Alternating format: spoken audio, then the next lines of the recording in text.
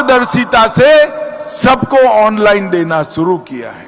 दूध उत्पादन उसको बढ़ाने के लिए लगभग 364 करोड़ की सब्सिडी आज 5 लाख से ज्यादा दूध उत्पादकों दी है और 150 यूनिट बिजली योजना के तहत, फ्री बिजली योजना के तहत रजिस्ट्रेशन का भी यहां पर आज शुरुआत हुआ है।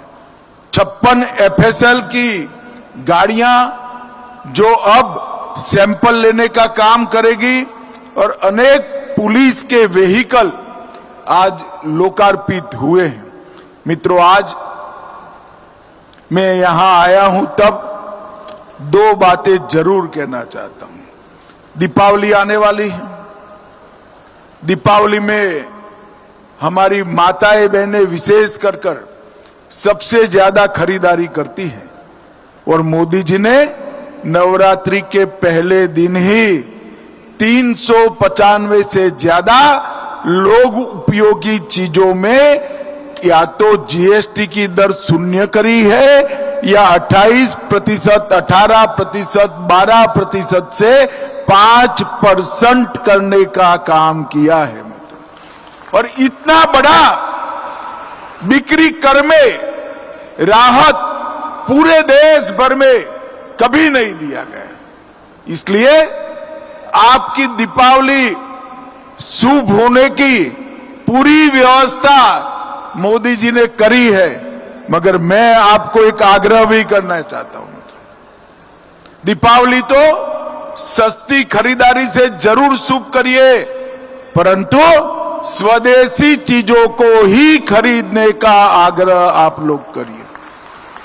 अगर देश के 140 करोड़ लोग ये प्रण ले लेते हैं कि हम बाकी का जीवन जिन चीजों का उपयोग करेंगे वो मेरे देश में ही बनी हुई है, ये बनाने में मेरे देश के मजदूर का पसीना होगा, ये बनाते वक्त मेरे ही कोई भाई बंधु को इससे रोजगारी मिली होगी। अगर इतना प्रण कर लेते हैं तो देखते देखते मोदी जी ने हमारी अर्थव्यवस्था को 11वें नंबर से 4थे नंबर पर पहुंचाई है। युवाओं, जब आप लोग होंगे 2047 में देश आजादी की शताब्दी मनाएगा, तब हम सर्वोच्च नंबर पर दुनिया में पहुंच कर रहेंगे, सर्वोच्च नंबर पर। और इसलिए विशेषकर युवाओं ने और हर परिवार की महिलाओं ने, माताओं ने, बहनों ने स्वदेशी का आग्रह, इसका प्रण इस दीपावली के दिन लेना है। अगर देश के अंदर ये तय हो जाए कि 140 करोड़ लोग वही चीजों का उपयोग करेंगे जो हमारे देश में बनी है, तो हमारे देश का मार्केट, हमारे देश की बने उत्पादों की खपत इतनी तेजी से बढ़ेगी कि हमारा देश दुनिया भर के उत्पादकों के लिए उत्पादन का केंद्र बन जाएगा। मित्रों, अभी मैं एक अंतिम बात राजस्थान के किसानों के लिए कहने आया हूं। वैसे तो हमारा कृषि प्रधान देश है, हम सभी लोग मानते हैं, परंतु दलहन आज भी हम विदेश से आयात करनी पड़ती है। कांग्रेस के जमाने में 1.52 लाख मैट्रिक टन दलहन एमएसपी पे खरीदी जाती थी और आज 83 लाख मैट्रिक टन हम खरीदते हैं। मगर अब मोदी सरकार ने एक निर्णय किया है, नाफेड और एनसीसीएफ के साथ जो किसान रजिस्ट्रेशन करते हैं उनकी तूर, मसूर और उड़द 100% एमएसपी पे खरीदी जाएगी। राजस्थान के अंदर उड़द की खेती है, तूर की खेती भी हो सकती है। राजस्थान के सभी किसान इंटर क्रॉप जो करते हैं, बीच में जो क्रॉप करते हैं, उनमें दलहन की खेती करें और रजिस्ट्रेशन कराए एनसीसीएफ और नाफेड से। आपका 100% दलहन भारत सरकार एमएसपी पर खरीद लेगी। मित्रों, देश को दलहन के क्षेत्र में, तिलहन के क्षेत्र में आत्मनिर्भर करने की जिम्मेदारी हमारे अन्नदाताओं की है। मैं राजस्थान के सभी किसान भाइयों को निवेदन करने आया हूं कि दलहन का उत्पादन बढ़ाइए, नाफेड और एनसीसीएफ के साथ आपका रजिस्ट्रेशन करिए और एमएसपी पर आपका सारा दलहन का क्रॉप भारत सरकार खरीद लेगी। भाइयों बहनों, आज फिर से एक बार राजस्थान सरकार के गृह मंत्रालय को मैं हृदयपूर्वक शुभकामनाएं देता हूं। इन्होंने एक बहुत सुंदर प्रदर्शनी यहां पर लगाई है, आप सभी जरूर उसको देखिएगा और आपराधिक न्याय प्रणाली में आपके लिए जो अधिकारों को सुनिश्चित किया है उसकी जानकारी प्राप्त करिएगा और आपराधिक न्याय प्रणाली को सफल करने के लिए नागरिक के नाते आप भी सम्मिलित होइएगा। फिर से एक बार भजनलाल और उनकी पूरी टीम को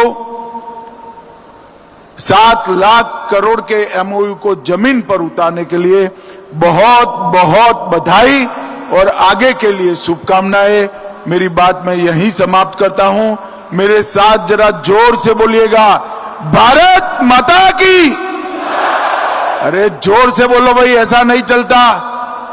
प्रचंड वार से बोलो, भारत माता की। वंदे वंदे। सभी को राम राम। सदस्य और भाजपा के प्रदेश अध्यक्ष श्रीमान मदन राठौड़ जी, विधि मंत्री राजस्थान जोगाराम पटेल जी,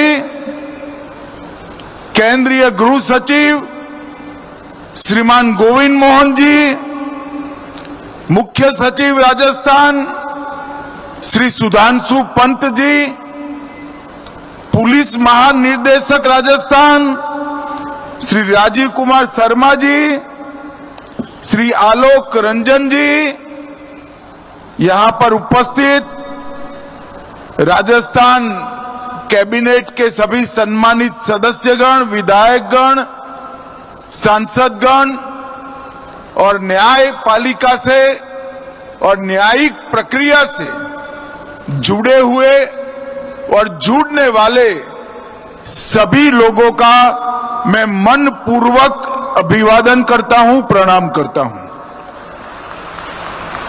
भाइयों बहनों, आज का कार्यक्रम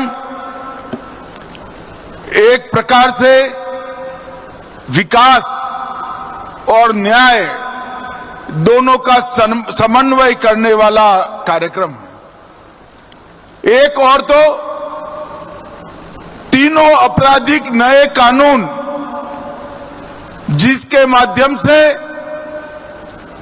देश की आपराधिक न्याय प्रणाली में हम आमूल चूर परिवर्तन करना चाहते हैं।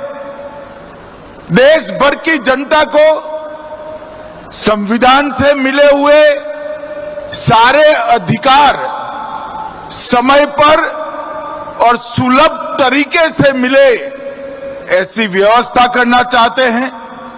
इसका परिचय कराने वाली एक अत्याधुनिक प्रदर्शनी यहां पर शुरू हो रही है और दूसरी ओर राजस्थान के विकास को तेज गति देने के लिए राइजिंग राजस्थान में जो 35 लाख करोड़ के एमओयू हुए, उसमें से 3 लाख करोड़ के एमओयू जमीन पर उतर चुके थे और 4 लाख करोड़ के आज भूमि पूजन का कार्यक्रम इसी मंच से समाप्त हुआ है और इसके साथ हजारों करोड़ रुपए के विकास के कार्यक्रम यहां शुरू हुए हैं। मित्रों, आज का दिन बहुत महत्वपूर्ण दिन है। भजनलाल जी ने यहां एक प्रदर्शनी लगवाई है मेरा उनसे आग्रह है कि प्रदर्शनी का कार्यकाल थोड़ा बढ़ा दीजिए, समय बढ़ा दीजिए, दीपावली के अगले दिन तक इसको कर दीजिए। और मेरा इस सार्वजनिक कार्यक्रम से आपराधिक न्याय प्रणाली से जुड़े हुए सभी लोगों को, चाहे वो पुलिसकर्मी हो, चाहे अधिवक्ता हो, चाहे अधिवक्ता बनने वाले विद्यार्थी हो, ये सभी को मेरा विनम्र अनुरोध है कि आप इस प्रदर्शनी को जरूर देखिए, क्योंकि आने वाले दिनों में हमारी आपराधिक न्याय प्रणाली में जो एक बहुत बड़ा परिवर्तन आने वाला है, ये प्रदर्शनी उसको सटीक तरीके से दिखा रही है। इसी के माध्यम से आप जान पाएंगे कि 160 साल पुराने कानूनों को समाप्त कर नरेंद्र मोदी जी जो नए 3 कानून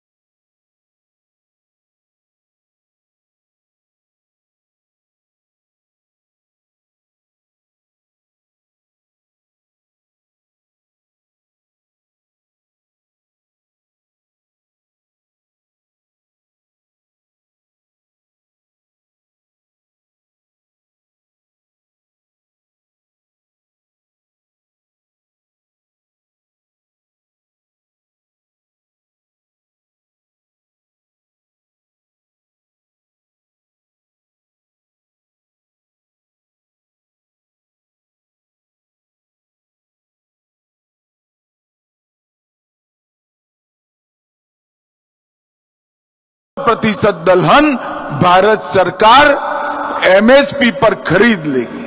मित्रों, देश को दलहन के क्षेत्र में, तिलहन के क्षेत्र में आत्मनिर्भर करने की जिम्मेदारी हमारे अन्नदाताओं की है। मैं राजस्थान के सभी किसान भाइयों को निवेदन करने आया हूं कि दलहन का उत्पादन बढ़ाइए, नाफेड और एनसीसीएफ के साथ आपका रजिस्ट्रेशन करिए और एमएसपी पर आपका सारा दलहन का क्रॉप भारत सरकार खरीद लेगी। भाइयों बहनों, आज फिर से एक बार राजस्थान सरकार के गृह मंत्रालय को मैं हृदयपूर्वक शुभकामनाएं देता हूं।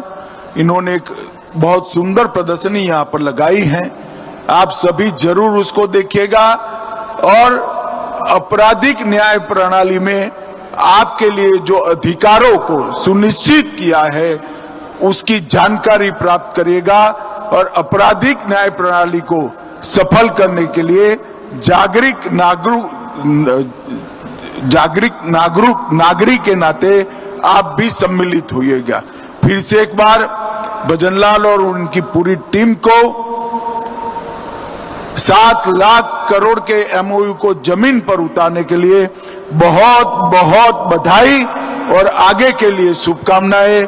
मेरी बात मैं यहीं समाप्त करता हूं। मेरे साथ जरा जोर से बोलिएगा, भारत माता की। अरे जोर से बोलो भाई, ऐसा नहीं चलता। प्रचंड आवाज से बोलो, भारत माता की। वंदे वंदे। सभी को राम राम। सदस्य और भाजपा के प्रदेश अध्यक्ष श्रीमान मदन राठौड़ जी, विधि मंत्री राजस्थान जोगाराम पटेल जी, केंद्रीय गृह सचिव श्रीमान गोविंद मोहन जी, मुख्य सचिव राजस्थान श्री सुधांशु पंत जी, पुलिस महानिदेशक राजस्थान श्री राजीव कुमार शर्मा जी, श्री आलोक रंजन जी, यहां पर उपस्थित राजस्थान कैबिनेट के सभी सम्मानित सदस्यगण, विधायकगण,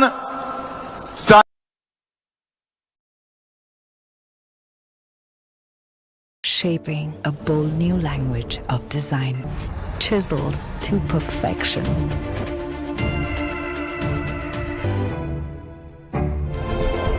Seamless, flawless. Introducing Fluido by Crompton. Sculpted, not made. तुझे पता है, सिर्फ 10 साल इन्वेस्ट करने पर तुझे मिल सकता है रिटायरमेंट पे 7 करोड़।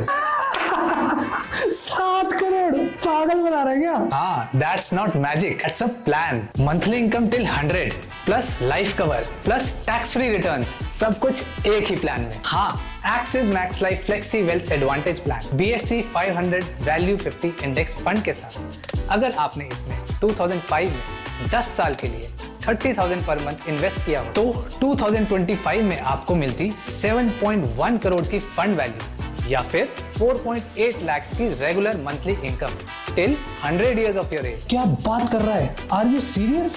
7 करोड़ मंथली इनकम और क्या क्या मिलता है इस प्लान में? Life cover, systematic withdrawal option, unlimited free switches. अपनी रिटायरमेंट को स्ट्रेस फ्री बनाओ। स्मार्ट प्लानिंग शुरू करो आज से। Click on the link below to buy now. The returns shown are based on historical benchmark index data and do not reflect actual or expected returns of Axis Max Life funds. Past performance is not indicative of future results. No warranty expressed or implied is made regarding future performance.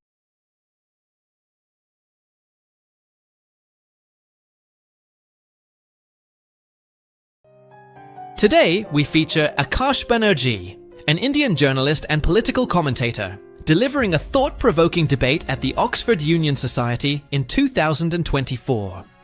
He challenges the idea that India's future hinges on a single leader by examining economic figures, historical context, and democratic standards. In this speech, you'll learn key phrases, analyze persuasive techniques, and practice your listening skills to level up your English fluency. Thank you, sir, for that amazing electoral speech. It was almost as if I'm going to press a button right now and vote and vote Modi out of power. It was very ironical that you spent, 25 minutes talking about the danger that India faces. And at the end of your speech, you land up saying is Modi's aura is on the wane. If it's on the wane, then what's the problem? Why are you so scared if it's on the wane? But the debate till now has progressed as a chat GPT research. One side coming and saying, oh, after 2014, everything is absolutely spick and span. India is shining. On the other side, after 2014, everything has gone down. That's the level that we have seen till now. I hope with Prashant sir, the level goes up beyond this. But I hope that the opposition comes up with better arguments, because at this point of time, there is nothing but statistics. And as a school debater will tell you, that you don't rely your entire speech on just statistics. Because even a class 8 debater will tell you there are 3 kinds of lies: white lies, black lies, and statistics. So I'm going to stay away from overburdening this audience with just statistics. We're going to talk about India a little bit, and a little less about Modi. That seems to be an obsessive angle here. We are forgetting what is bigger, India or Modi. So there are 2 basic points in this debate topic. Modi's India, we'll get to that in a bit. And where is India going? Is it going in the right direction or not? You have a very simple job: to prove to this house that it is going in the wrong direction, not that it is making mistakes. Are you trying to tell me the Congress never made mistakes? Are you trying to tell me the CPM never made mistakes? What are we talking about here? You're counting down mistakes. Are we here to just count good things versus bad things? Let's go a little beyond that. India is bigger than that. You know, look at England from India. Okay, I'm going to give you the Indian perspective. If you switch on broadcast and watch the headlines, what do you see?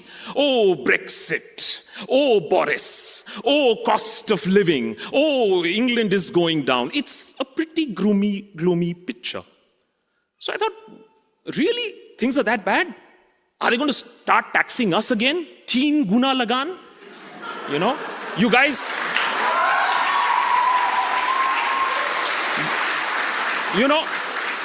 But it's not funny. You guys took the Kohinoor and now you're charging us how much? How much did I pay that day? 32 pounds to watch and have a look at the Kohinoor and the other crown jewels, and then 6 pounds for a fake Kohinoor. I bought it actually.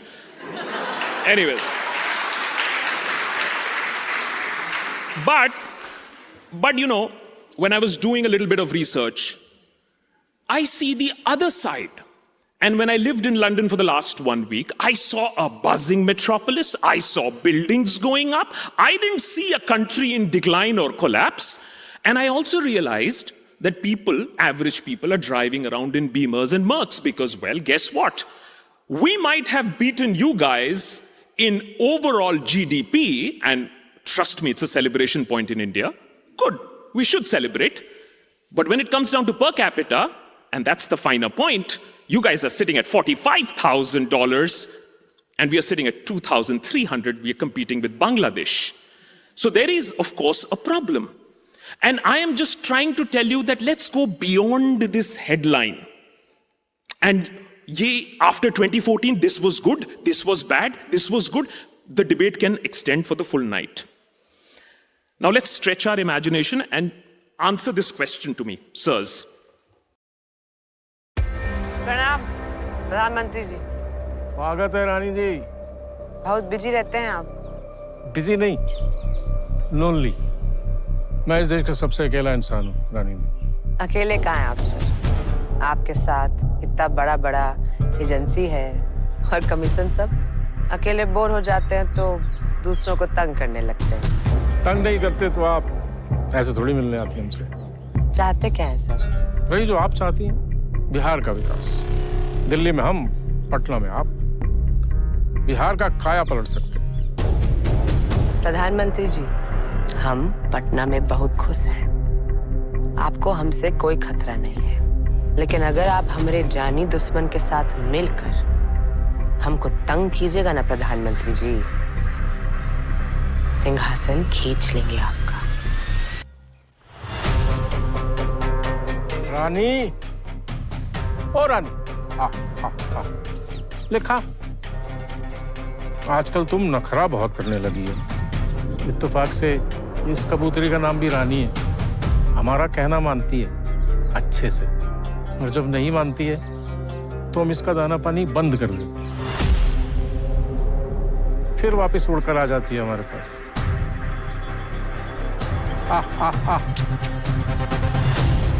कि जैसे घर को ठीक रखने के लिए गांव का ठीक रहना जरूरी है, और गांव के ठीक रहने के लिए राज्य का ठीक रहना जरूरी है, वैसे ही राज्य को ठीक रखने के लिए देश को ठीक रखना बहुत जरूरी है।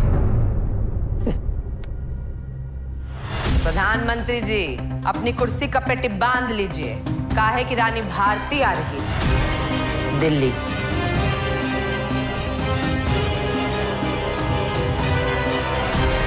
देखिए महारानी सीजन 4 7 नवंबर से सिर्फ सोनी लिव पर।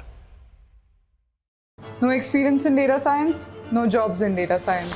Not true. Open doors to data science roles with this session.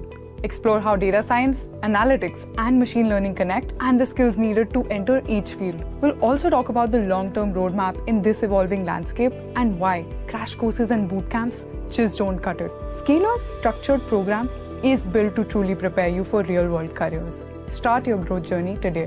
Register now for free.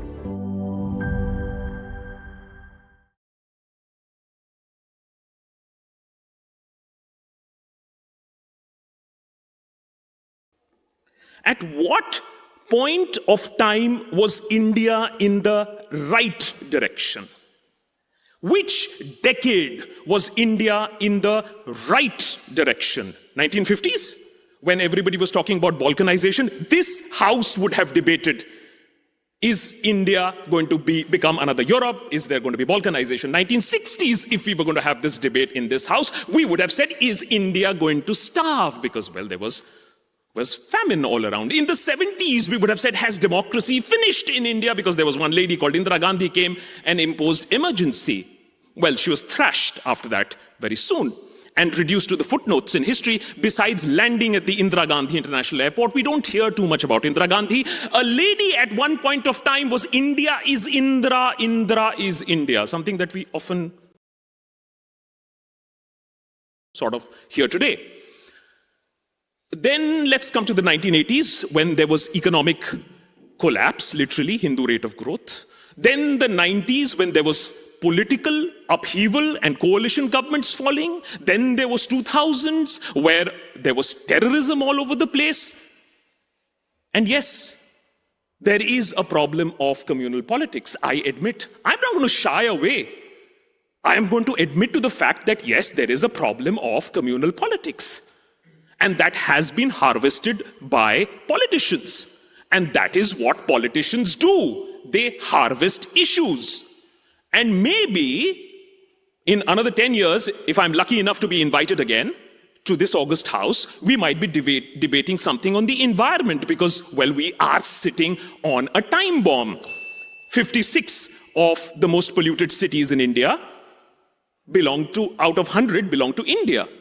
So first and foremost, let's change this mindset that we are in a wrong direction, because we are not. There is never a right direction, a wrong direction. India is larger than one person trying to set the country in one direction. India has always stammered, stopped, hopped, jumped, but there is never a great leap. We are not China. We will take our time. It's an elephant. Remember, guys?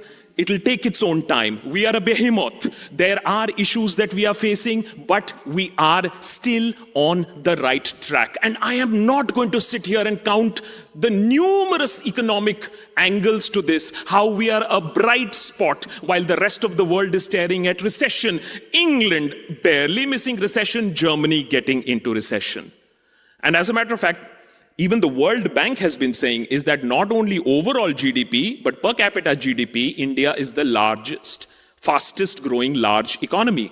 So as far as the economy is concerned, there are issues, there is concern, but we are much better off than the rest of the world. So let's take the economy aside. Everybody is in a worse off state than us. Then, besides us having losses and having wins, Let's come to another point, which I find very interesting. We are upheld to this standard of democracy.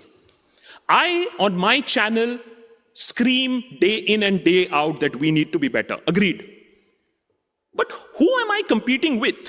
Whose standard of democracy you want us to live up to? UK? You guys had the Magna Carta in 1215, if I'm not wrong. And then King Charles I was hiding in Oxford, then he was dragged out and then beheaded in 16th century or whatever. You guys took centuries to get your Democratic Act right. And even now, well, let's not get into what's happening at this point of time. But I am just saying, look at 75, 80 years. Was England a good practicing democracy after Magna Carta, 16th century, 17th century, 18th century? When? How much time did it take you? Let's take USA. 1776. And then 70, 80, 90 years down the line, civil war, ripped apart the nation. Everything had to start anew, and even then you had the Jim Crows, etc., etc. I am not saying India is perfect. I am admitting to the lots of flaws that India has at this point of time. What I'm trying to tell you is that a democracy will not leapfrog, or one person can't hold back such a massive country that had been set on a path in 1947. And to say that one person can decide the destiny of this nation is to do injustice to the country called India. Over drinks. The point that is very, very important for us to understand is that one person may try, and we've had a dictator who tried but failed. Allow me to elaborate on this point a little bit. I know this is a little counterintuitive, but let me explain. If you see 2019 election results in India, because today the other issue that I have with this topic is Modi's India. And because right path or wrong path is going to be decided by Modi's India, let's try and analyze, is it really Modi's India? Why are we giving Modi such a lot of importance to decide that he controls the destiny of India? I don't agree with it. So what I'm trying to tell you is that India's path and destiny cannot be decided by Modi. Here's why. 2019, BJP peaks. How much does it have? 37, 38% of the popular vote. It's a big thing, I agree. 1989, post-1989, the biggest vote share, 303 seats, well done. But the fact of the matter still is that out of 10 voters, you only have 4. You don't have the rest of the 6. The rest of the 6 voted for somebody else. The problem is that the rest of the 6 can't get their act together. The CPM, the Congress, the Aam Aadmi Party, to which Prashant Bhushan belonged to earlier, but understood the problems in the party.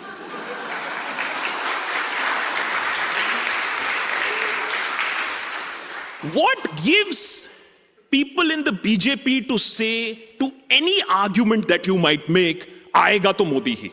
When time is short, you need a pen that can max it for you. When effort soaks the page, only the strongest ink survives. When you can't take a break, neither will your pen. The Luxor Schneider LX Max, for the all-rounder in you.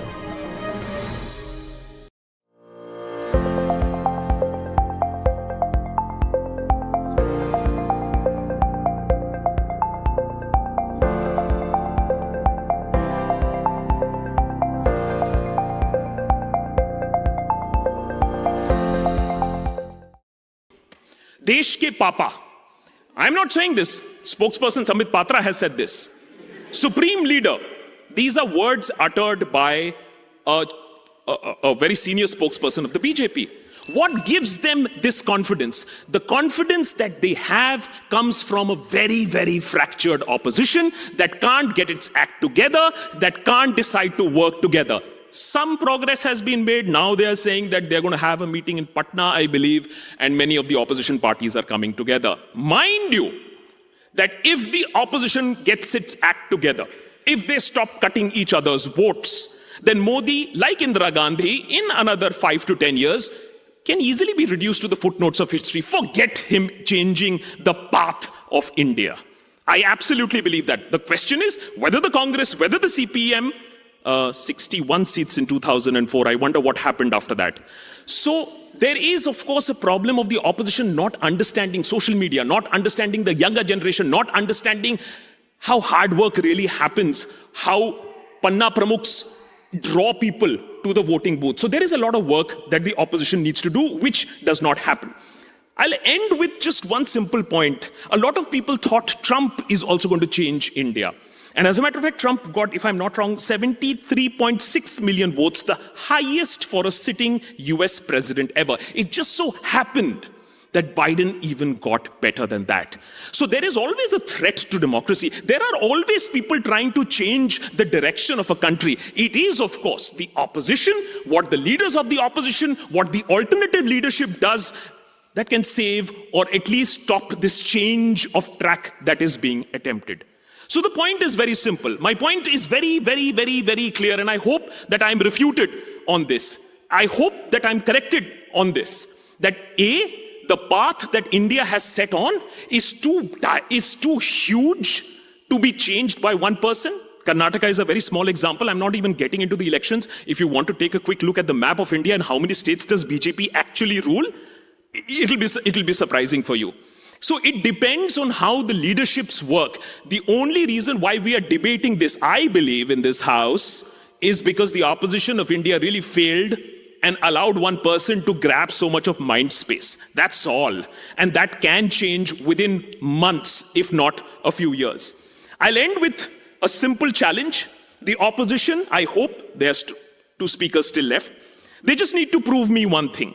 It's not a question, and by the way, right or left, right turn in quote, as you mentioned, sir. I can also mention left turn that we have been for the last 70 years when liberalization was not allowed and we starved ourselves. Had we liberalized much more, maybe our per capita income today would have been $20,000 maybe. So we have been stuck at the left turn also. So it's not a question of right turn or the left turn. The question is, are we on the right path? Yes, there have been blockages. Yes, communal politics has been exploited, just like you had exploitation of caste politics, just like you had exploitation of poverty politics, Garibi Hatao, which the Congress would remember very well. In the same way, communal politics and a religious revivalism has been weaponized. I agree to that. I admit to that. The question is, can you, sir, counter that and help us again get back to a very fast pace on direction? Have we meandered a little bit? I would agree. Have we not done the best that we could have? I absolutely agree. But are we on the wrong path? I am not getting that. Please let me know, where is it that India has taken a U-turn or completely gone on a wrong path? That is what you need to prove to this house, which unfortunately hasn't been done till now. Thank you. Join our global community of English learners, absolutely free. Download video transcripts, listen offline, start our beginner course, and join live classes with certified teachers. Access over 1,000 resources to improve your English faster. Everything's in one place. community.englishspeeches.ca. Let's speak English together.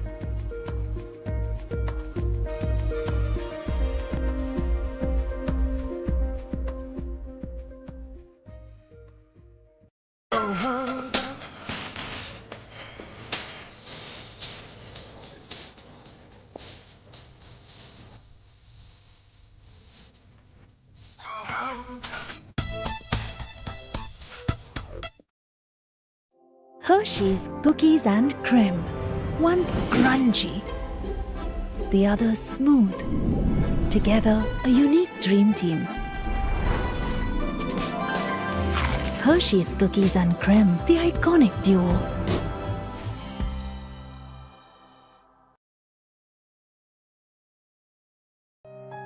Today, we present a powerful speech by Pulki Sharma, an esteemed journalist and thought leader, as she explores India's trajectory under Prime Minister Narendra Modi's leadership.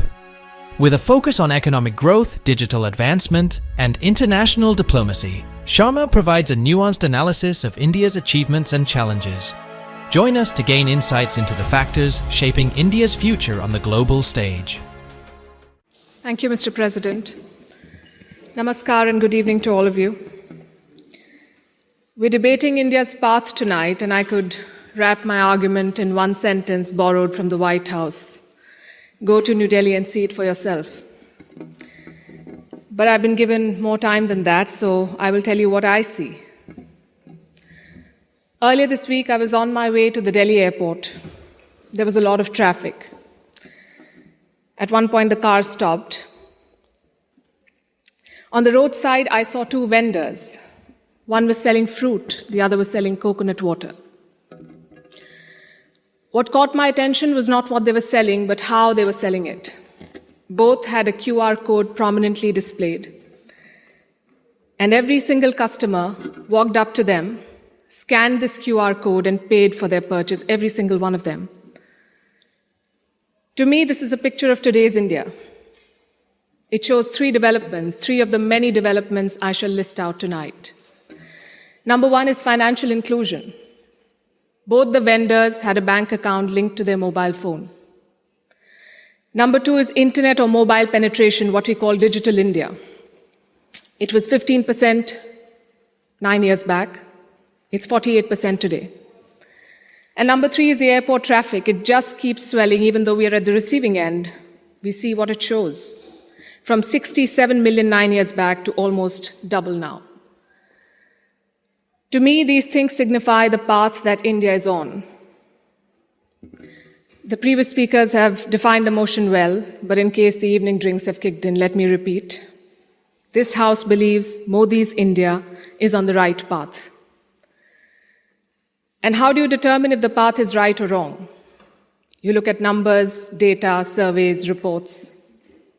I shall refer to all of these as I make my arguments. But I also want to dwell on something that's more personal, more important, I think, yet unquantifiable. I'm talking about the experience of living in today's India. I have lived in many Indias. The wary India where exciting policies and positions were abandoned. The self-doubting India, where decisions were taken based on global opinion. And today a more confident India where the world comes for leadership and inspiration. You cannot put a premium on that. Indians are more prosperous at home and hence more confident abroad. Let me also tell you what I saw at the airport here in London, at the immigration counter.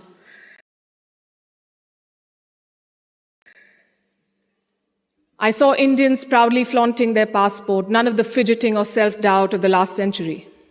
And if I may add, the immigration officer almost looked impressed. She was either a fan of India or just worried that she was holding up one of Rishi Sunak's relatives. We are proud of what we share with the world. Bollywood, masala chai, yoga, cricket. India today is a soft power giant. At the same time, India is not a timid democracy that tolerates terrorism or betrayals. When Pakistani terrorists attacked Kashmir's Pulwama, India carried out surgical strikes on Balakot. Today's India is not a pushover country. It's a world power denied. Today, invasions and colonialism are part of our history, not our identity. We are shaped by years of subjugation, not defined by them. We are excited about our global responsibilities, not wary of them. This change and confidence comes from growth at home. Which brings me to the numbers. I'll start with India's welfare state system and how it has fared in the past decade. 110 million new gas connections, 470 million bank accounts, 220 million insurance beneficiaries. And to be fair, the welfare concept is not new to India. It's been there for a while. What's new is the approach. It's not just about putting more money in the pocket, it's about empowering people. And the result, once again, the evidence shows in the numbers. India's per capita income has gone from 86,000 rupees in 2014 to 172,000 rupees now. It has doubled. And a big reason for that is the falling inflation. From more than 8% 9 years back to less than 6% today. And this, ladies and gentlemen, is in the middle of a global cost of living crisis. Foreign direct investment is at its highest level. Foreign trade is at its highest level. The growth mantra is connectivity. And I don't have to tell the British that. First thing you did in your colonies was build roads and railways. Our growth story has been about two Indias: the urban India, the bustling urban India, and a sluggish rural India. Today, we are trying to connect the two. We are building more than 38 kilometers of highway every day, which is 50% more than what it was 7 years ago. The number of airports has doubled since 2014. The total capacity at seaports has doubled. This connectivity is what is driving India forward. You mentioned GST. Our constitution calls India a union of all states, which is a great tribute to our diversity. But it also meant 28 different state economies, different taxes, different trade practices. This government tried to unify it to create a single Indian market. It took time, but the result is this today. Tax collection is at its highest ever. The number of taxpayers has doubled since 2017. I have a lot of data I could go on, but you get the drift. So now I'm going to talk about India's global position. Because your path is also about your role in the world. Are you a troublemaker or a consensus builder? I think there is no doubt as to where India stands. India is a member of the Quad and the SCO. India is invited to the G7, but is also a member of the BRICS. India rubs shoulders with the West, but also leads the global South. Which other country can claim to juggle these roles? And how does India do it? Because we are not trying to play an outsized role in the world, we are trying to play the right role. In the Russia-Ukraine war, India has not taken sides. And I know it confuses a lot of people here, but back home the thinking is very clear. It is not in our national interest to pick sides and make things worse. India has excellent relations with Russia and the West, and we want to preserve that. It's like when your two good friends fight. Do you pick sides and make things worse? Or do you try to talk sense to them and bridge the divide? I know what a good friend would do. I see what India is doing. India has always been, or always tried, to be a part of the solution, not the problem. Look at our neighborhood policy. When Sri Lanka was sinking, India provided assistance worth $4 billion, no strings attached, no grudges held, for Colombo's proximity with China. A lot of people say that India is losing control of South Asia. I say South Asia was never India's to control. New Delhi is building relations based on mutual respect and equality, and the results show beyond government interactions. Countries like Nepal and Bhutan are using India's online payment systems. Students from the neighborhood come to India for training, grants, and scholarships. This government has aced what we call Buddhist diplomacy. It is leveraging India's position as a cradle of Buddhism. All these initiatives have made India popular. The world stands with us against Chinese expansionism.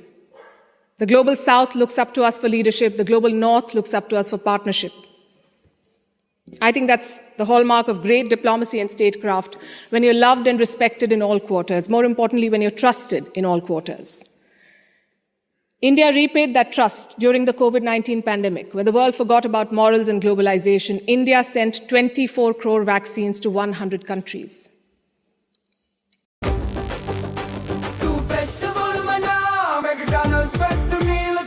Burger, fries और Coke सिर्फ 99 में पा। McDonald's के festive meals starting at just 99 rupees.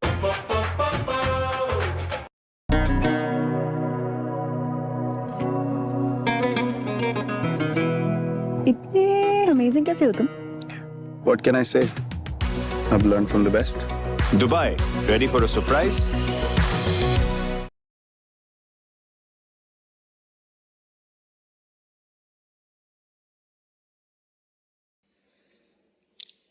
And you saw the result of that in Papua New Guinea. When Prime Minister Modi landed there, their Prime Minister touched his feet. This was not a personal gesture to a leader. This was a vote of thanks to the entire country. Let's talk about domestic affairs. Kashmir was brought up. This government abrogated Article 370. Today, Kashmir's economy is doing much better. 1.8 crore tourists visited the valley in the last year. That's the highest ever in Indian history, 1.8 crore. Kashmir is getting its first ever foreign direct investment, and that too from a company in the UAE. But since this is Kashmir, let's not limit ourselves to finances. Let's talk about security. Terror attacks in the valley have almost halved in the last few years. The numbers are staring in your face. Security is better, economy is better, Kashmir is better. Plus, we have corrected a historical wrong imposed on India. Let me also address something else that was raised by the opposite side, and that is religious intolerance.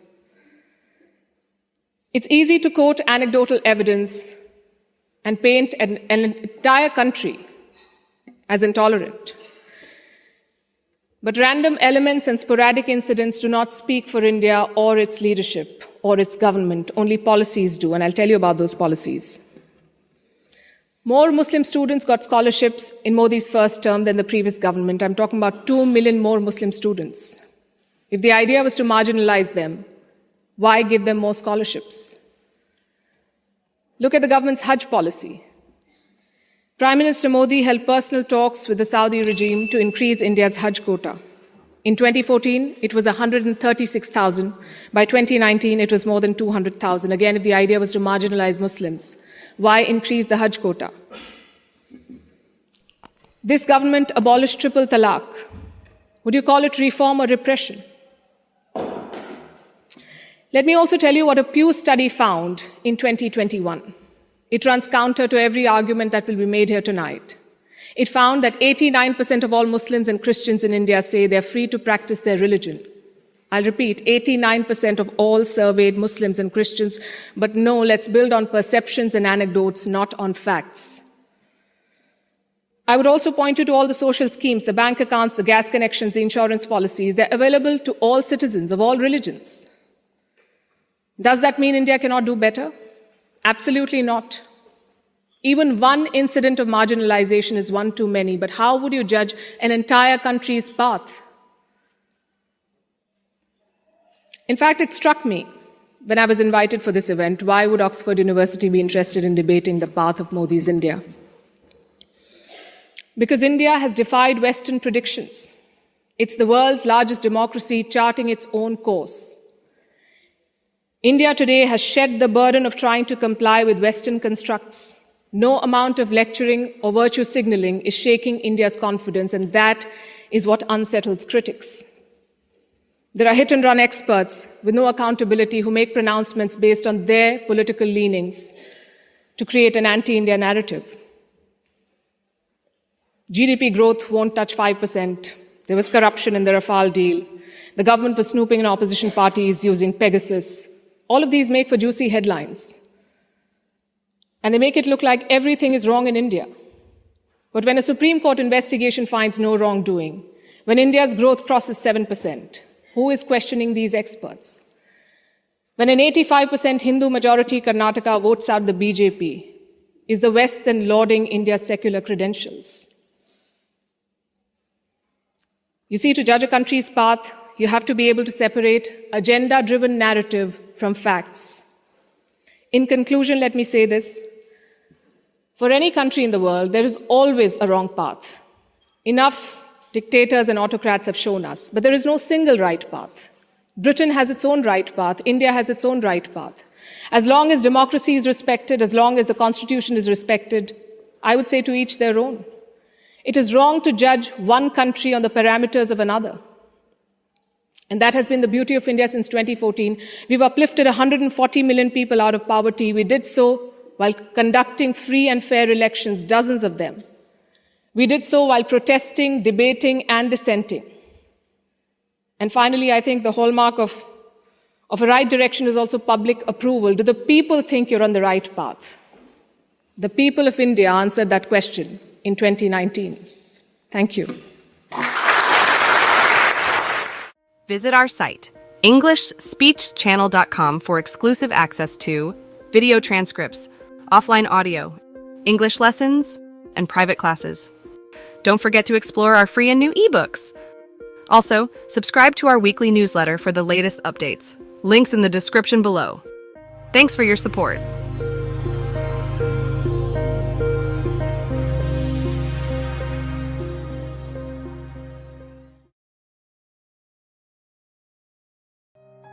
Today, we bring you a captivating conversation with Palki Sharma, managing editor of Network 18 Media, and a veteran journalist known for her incisive reporting.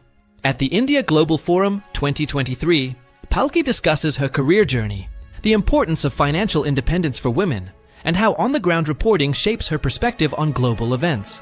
Discover her insights on leadership, empowerment, and the passion that drives her unique storytelling style.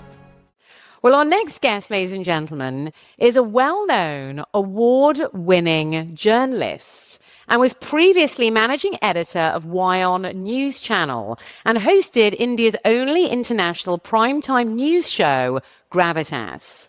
Our next guest loves a good debate and has interviewed a huge range of political and well-known global industry figures throughout her time. She is now the managing editor of Network 18 Media and has her own show, Vantage, with Palki Sharma, to share the challenges and triumphs that have shaped her career, as well as the passion and the purpose of her storytelling. I'm now delighted to welcome on the stage, please give a very warm welcome to Palki Sharma, managing editor of Network 18 Media. How are you? Thank you so much for joining us. This is very exciting you're here. Yes, please do take a seat. How does it feel to be in the other seat, answering the questions this time?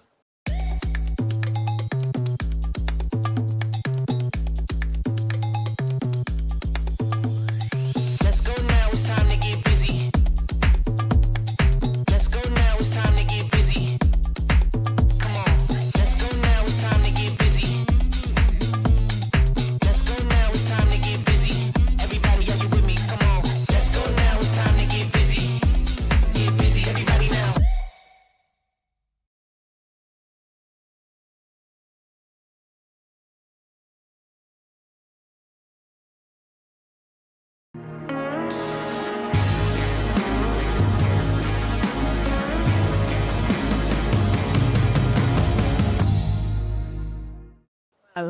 I will be more sympathetic to my guests. There you go. Let's just say that.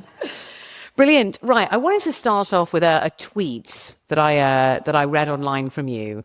And it says, I hope I live to see the time where the world doesn't need a Women's Day to recognize the place of women in society, and that empowerment doesn't come from marketing drives, fancy quotes, and cupcakes. Can you elaborate? I agree, by the way, but please do elaborate for us. I will. Let me also first start by thanking Manoj and IGF for having me here and for us to be able to have a conversation like this. And I totally sort of stand by what I wrote, that cupcakes will not bring empowerment. Definitely. For empowerment, you need to be acknowledged for what you bring to the table, which women often don't. You need freedom of choice and freedom to express your opinion. You need financial independence. You need to be in control of your life. And I think being rewarded and being appreciated for what you contribute to this world, not just in terms of words, but I think in our world increasingly financially as well, is very, very important. And that's something we're going to touch on a bit later on, because I know financial independence for you is a big passion sort of topic. As a very successful woman in journalism, sort of what challenges have you had along the way as a woman in journalism? Has it been quite an easy road for you? I think the challenges for women are near universal, and they are industry agnostic. Though for journalists, the time that we spend doing our work the hours are longer. It's more demanding physically and mentally, and you find yourself in situations which are not always friendly. So yes, it can seem more daunting from the outside, but I think any woman who manages both home and work feels those pressures. Having said that, in newsrooms still are a man's world. I know there are a lot of women presenters, but the people who are making the calls are more men than women. And I think I was lucky to have had some good mentors and bosses along the way. But I wouldn't say that it's easy for anyone, for people in my team. And whatever I learned in my 2 odd decades, I make sure that the challenges I face are not the same ones that my team faces. I'm sure they have their own set of things to worry about. But I think what we need is more women leaders to be able to appreciate what women in the workforce anywhere go through. And so, I mean, you've become, managing editor. You're managing editor of 2 networks now. So how has that sort of journey been as a woman? Have you had to fight your way to the top, or has it been quite a nice, supportive atmosphere in both networks? This is not so much about the networks, it's about the industry that we operate in, I think. And this was famously said by someone else. I love to borrow the quote that women are judged on their performance and men are judged on their potential. So you always have to prove both to your bosses and to your teams that you're deserving of the seat that you have. And it's that much harder for any woman leader anywhere. So no, it's not easy. And sometimes you have to go against your basic nature and push for your case. Because I think a lot of women still believe that someone somewhere will recognize how talented they are and reward them. And it doesn't happen.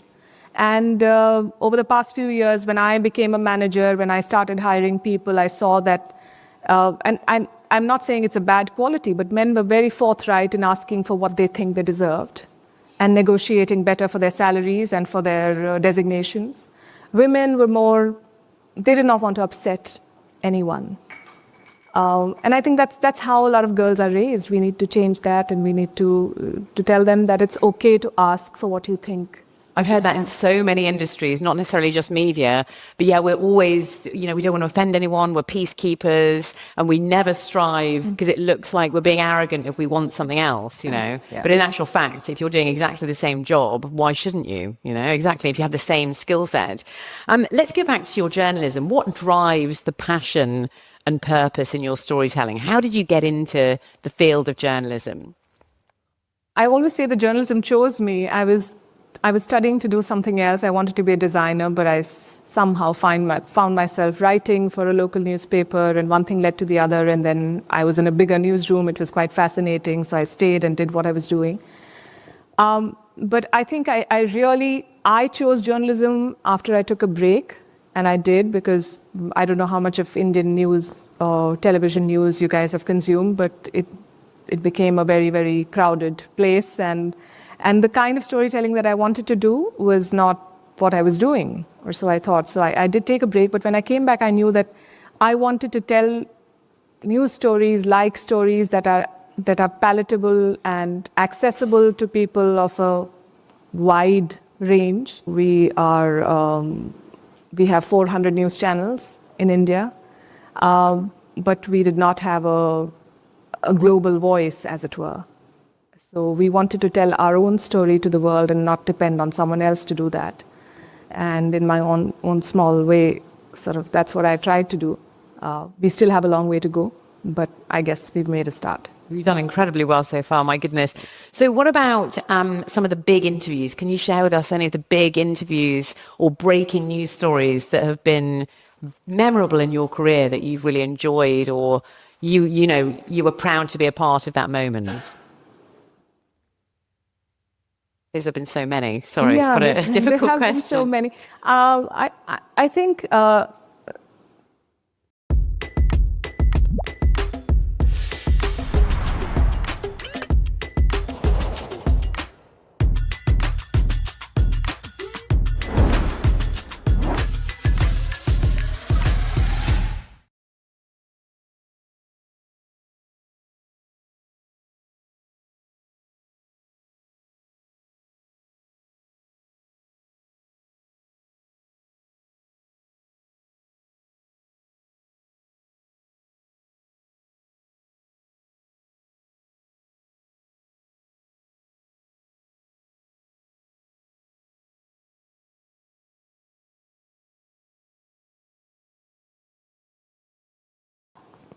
the big interviews, one of them I did in Dubai, that was Pervez Musharraf. He was the former president of Pakistan and the army chief. I think that was quite an interesting interview.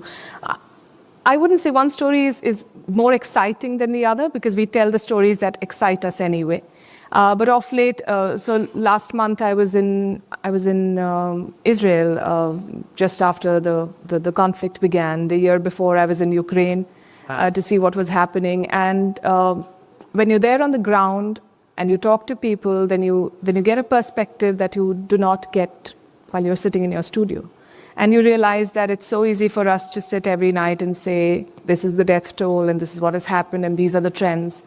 But when you've been there, then you see how it touches lives, and it can be very moving, and it shapes you as an individual. All of those things. So being on the ground, I can imagine, is very, very different. Yeah, because we're just getting numbers, and you sort of become in tune to what you're sort of watching. And yeah, being on the ground and actually seeing suffering like that must be very, very different. And sometimes you see a trend that is building. I think Me Too was one such movement of sorts that was supported a lot by the media. We did not have any ground reports, as it were, but there was, or the big anti-corruption movement that we had in India. When you're part of those events, then you see history shaping in front of your very eyes, and you feel that there has to be a bigger purpose to what you're doing than just telling the news. I mean, you're actually shaping your story and that of your country or your people. You're making history at the end of the day, yeah. Or you're chronicling it. Chronicling your history, exactly. Let's get back to financial independence. So I was reading a staggering 62% of women, of Indian women, don't have a bank account. And you've been quoted as saying that financial independence or financial well-being is the key to women empowerment. So what does women empowerment mean to you, and why is that so important when it comes to financial independence? I think 62, you said? 62%, I thought 80% of Indian women have bank accounts, but it's not as much as men, obviously, and it's better than the global average for India. But I think in India, or I don't know about other societies, but women have a way of saving which is not documented in formal structures. So we are the biggest consumers of gold, and that is a form of security for women, and they stash away some money, but that money is just there. It's not investment, it's just a saving for a rainy day, and it's their understanding of security. I think even for women who have jobs and who are earning their own money are not managing it. I have a friend who runs a podcast on financial advice, and she told me that a lot of middle-aged women in India are now being struck with 2 Ds, that is debt and divorce. And then when they're on their own with a big debt, they do not know, they've never managed their finances. And so she's telling them to take charge of, and it can't be so difficult. And I think financial literacy is a life skill that should be taught in schools to everyone. But especially to women, because we need to know what we're doing with what we have. So I think financial independence is very important, and we need to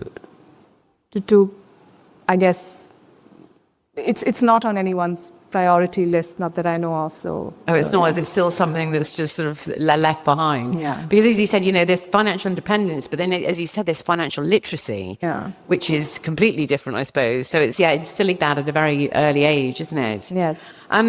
Other than financial independence, what else do you think is needed for sort of women empowerment when it comes to being more independent and becoming more, independence, I suppose? I think it would help to have more women leaders because they can inspire others. I think in schools and colleges, women tend to do better academically, at least in India they do, than boys. But then somewhere along the way they drop out of the workforce because their career cycle and their biological cycles clash, and a lot of them choose their family or whatever it is that they're doing, and that's their choice. But I'm saying that we don't have a pipeline of leaders to draw from then after a certain point. So we need that. We also need networks that support women to pick a career of their choice. There are old boys clubs. There aren't such clubs or groups for women that enable them to make the choices that they want and grow. And they typically do not get the kind of investment. There was a very interesting study that was done, I don't know, I think it was in the US, where the same investment pitch was made in a man's voice and the same one was made in a woman's voice, and the one with the man's voice got more takers. So I think these are inbuilt biases, and it won't change overnight. And what we need to do then is to co-opt men and women in this journey of transformation, because we cannot change biology, but we can certainly transform our society and what it expects of us. That's what we were talking about in one of the previous panels, actually, is like, do you think there should be blind pitching when it comes to entrepreneurship and trying to raise money? And as you said, a male voice got all the interest. So, I mean, obviously, it's a sad moment in time where you've got to do blind sort of pitching and things. But yeah, it's very interesting that the male voice got that through, though. Really interesting. What sort of education and policy needs to be further developed in order to sort of help promote more financial literacy from the bottom up, sort of within the education system? Do you think a lot more needs to be done? And what sort of active role would you like to see government sort of play to change the playing field? When time is short, you need a pen that can max it for you. When effort soaks the page, only the strongest ink survives. When you can't take a break, neither will your pen. The Luxor Schneider LX Max, for the all-rounder in you.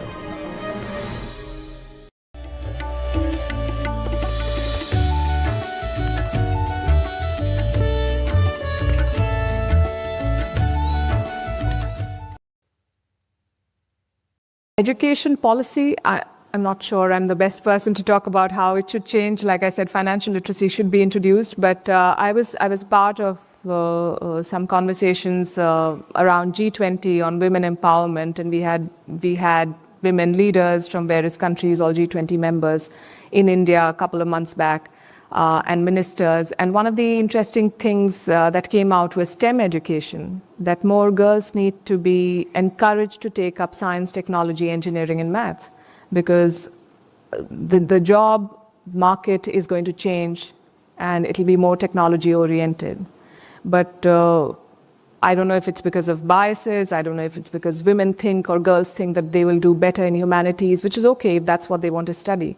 But there has to be an active intervention to encourage girls to pick up those subjects. STEM education is the way forward for them to be able to become more eligible for the kind of jobs that we'll have in the near future. The future of jobs. Because I did an interview with I think it was the one of the chiefs of L'Oreal, and she was saying, more and more women and girls are going in STEM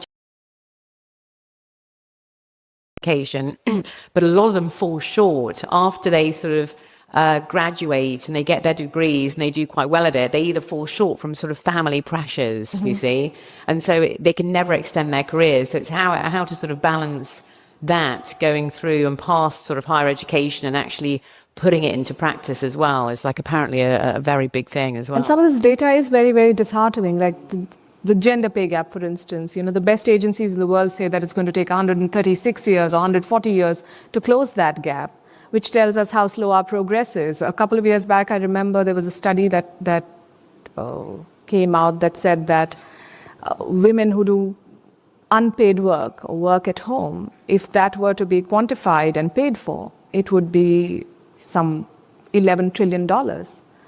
And if those women were to make a country, they would have the third highest GDP in the world. My goodness. So they are contributing. And if you were to add it to the contribution that is converted into money, then women would be contributing much higher to the global GDP. So I think that there needs to be more awareness to what women are bringing to society, and they need to be compensated for that. 100%. Yeah. Very well said. And very quickly, what would you say? I want to talk about who your role model is in a minute.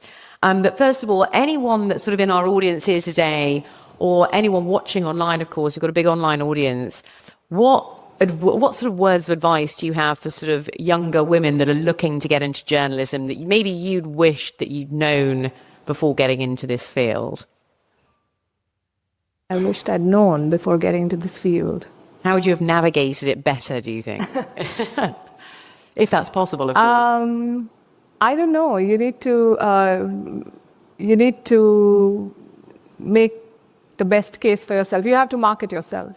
No one else is going to do that for you. I think that. But my first advice to anybody would be to read and to educate yourself, because that's what is going to stand you in good stead, no matter what you do. And it's very important because, especially as journalists, we struggle with timelines. We are always faced with a stiff deadline, and we have to deliver. So it helps if you have some basic understanding of a subject, and you can't do it overnight. It's a process that takes years, and there is no shortcut to it. So you have to do it, and it can be daunting in the beginning, but eventually you're better off for it, and you like what you've done, the kind of work that you've put in. So I think it's very important to do your own reading, to research, to arm yourself with knowledge, because then you know that you cannot be shortchanged. And journalism is not for the faint-hearted, is it? It is not. It is not. It can be. You ask the junior-most reporters on the field. They're sent on They usually give an education or crime. That's where you start as reporters. And crime reporting can be tough because you're thrown into all sorts of situations. You see all kinds of scenes which can be blood-curdling. And initially, some of those stories stay with you for very long. Slowly, you become more cynical and you learn to process it, and you know that you don't have to become very emotionally attached. The first time I went into a refugee's house, it stayed with me for months. And then I had to learn to tell myself that I'm not part of that story. I can only tell the story, but I do not have to go and find a school for those kids. Yeah. That's not what I'm here for. So I think it takes time to become more rational about the subjects that you're dealing with. And they're not easy. I mean, you learn every day. And sometimes it's upsetting because when you're talking about stories like hunger, they're not as exciting as war. So you see people switching off mentally or physically. And that's not nice because you're telling about the hardships that a huge section of our population is going through. So I think the challenge is to make it more interesting and palatable and exciting. All stories are not like that, but that's what we do. And at the same time, growing a very thick skin at the same time, exactly. And making sure that you're not a part of the story, you're telling the story, as you said, yeah. Very quickly, we've got 1 second to go. But I really want to know who your sort of inspiration is. Who do you look up to? And it's very important, as we were saying across this forum, that it's very important to have a role model and a mentor. So who is that for you? For me, I think it's my mother. She got married at a very early age. She was studying and taking a formal degree till I was in high school. And she was doing it with everything else. And she was a teacher, she was raising us, and she was studying herself. And she's taught us to be true to our values and just take a shot and see where it takes you. So I think it takes a lot of grit. And her story is not unique, but that's I think what inspires me, and I hope that I can leave that behind for my own daughter. So I think she's always inspired me that way, and she's had a very positive approach to life, which is hard to emulate. Really nice. We cannot thank you enough for making time for us here at the India Global Forum 2023. Ladies and gentlemen, Palki Sharma, thank you. Join our global community of English learners. Absolutely free. Download video transcripts, listen offline, start our beginner course, and join live classes with certified teachers. Access over 1,000 resources to improve your English faster. Everything's in one place. community.englishspeeches.ca. Let's speak English together.